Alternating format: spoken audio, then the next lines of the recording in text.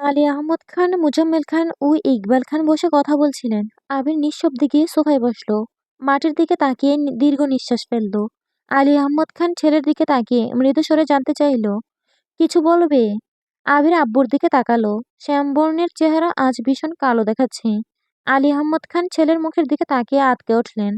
আতঙ্কিত কণ্ঠে শুধালো, কিছু হয়েছে আবির? আলী আহমদ খানের আতঙ্কিত কণ্ঠ শুনে বাকি দুই ভাইও আবিরের দিকে মনোযোগ দিলেন। আবির মলিন কণ্ঠে বলল, আমার কিছু বলার আছে আব্বু। হ্যাঁ, বলো। আমি এত বছর দূরে থেকে বুঝেছি প্রিয় মানুষদের থেকে দূরে থাকা কতটা কষ্টদায়ক। ফিরে এসেও তাই দেখছি। এভাবে যে যার সংসার নিয়ে আলাদা হয়ে গেলে আমাদের সন্ধিকুঞ্জের কি হবে? অনেক তো হলো দূরত্ব। এবার এই দূরত্বের অবসান হওয়া দরকার।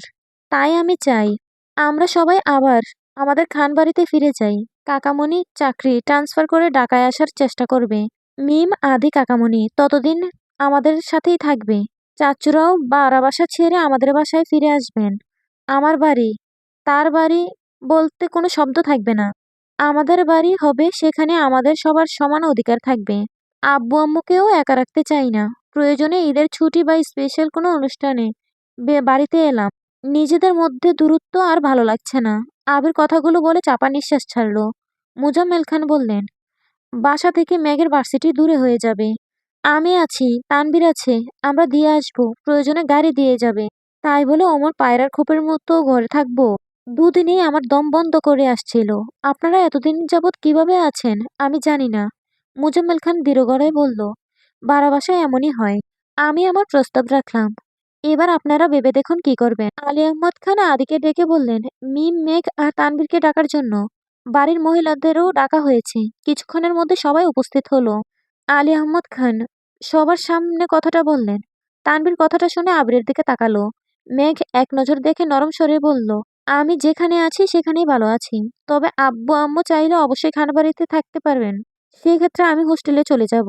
আবিরের চাউনিতে রুষ্টতা, ক্রোধের অনলে দুচোখ লাল হয়ে যাচ্ছে। রাগে শরীর কাঁপছে। রাগ নিয়ন্ত্রণ করতে দাঁতে দাঁত চেপে নিচের দিকে তাকিয়ে আছে। তানভীর তখনও আবিরকেই দেখছে। আলী আহমদ খান বলে উঠলেন, তা হয় না। আমাদের বাড়ির মেয়ে হোস্টেলে থাকবে, এটা ভালো দেখায় না। তানভীর মলিন হেসে বলল, ভার্সিটির হোস্টেলে তেমন কোনো সমস্যা নেই। বনু ভালো থাকবে ওখানে। তানভীরের কথায় আবিরের রাগ দ্বিগুণ বেড়ে গেছে। রাগের মাত্রা তীব্র থেকে তীব্রতর হচ্ছে।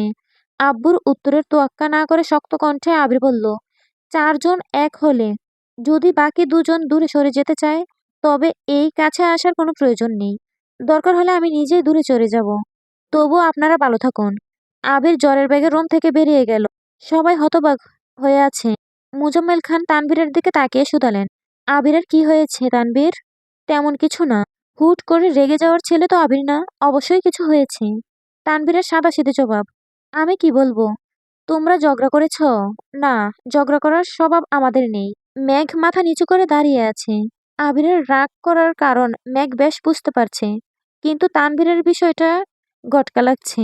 মেঘ ভার্সিটিতে ভর্তি হওয়ার পর এমনি মিষ্টিদের সাথে বন্ধুত্বের পরপর বেশ কয়েকবার হোস্টেলে যাওয়ার কথা বলেছিল। কিন্তু তানভীর তখন একদমই রাজি ছিল না। সে হোস্টেলের কথা শুনতেই পারত না। অথচ আজ মেঘের সাপোর্টে চলে গেল। এটা কিভাবে সম্ভব? এটা কিভাবে সম্ভব? এদিকে তানভীরের মেজাজ খুব খারাপ। সে খুব করে চাইছে আবির আর মেঘকে দূরে সরিয়ে দিতে।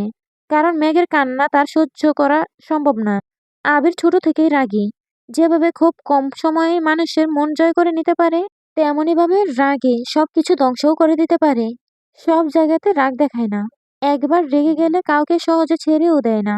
তানভীরের সাথে কয়েকবার টুকটাক ঝামেলা হয়েছে, কিন্তু মেঘের কথা ভেবে আবির বা তানভীর নিজেদের ভুল বোঝাবুঝি বাদ দিয়ে আবার মিলে গিয়েছে।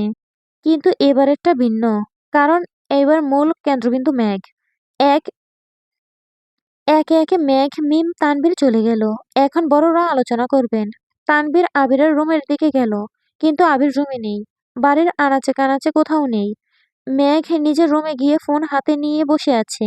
আবিরকে কল করবে কিনা ভাবছে।